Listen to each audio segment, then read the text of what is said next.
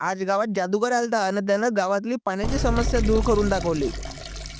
सकाळी उठलो तर रुपयाचा फोन आला, म्हणते गावात एक जादूगर आलाय. मी आलो पटकन त्याच्या जादू पाहायला. पण काही मजा येऊन नाही राहिली होती. तेवढ्यात एक जण म्हणे तू गायब होऊन दाखव म्हणे इथून. पण त्याला काही जमलं नाही. तर तो म्हणे मी एक असा जादू दाखवतो की तुमच्या गावातली पाण्याची समस्या खतम होईल म्हणे. मी बी मस्त हाताच्या घडी तोंडावर बोट ठेवून त्याच्याकडे पाहत होतो.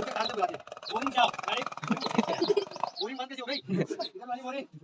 अरे ये भी बंद हो गई। अरे सब बारिश बहुत चालू है। पानी जमीन के अंदर चला गया, इसीलिए नीचे से निकालना पड़ेगा। दोनों हाथ दिलाओ, दोनों हाथ दिलाओ। हाँ, वो दिलाओ।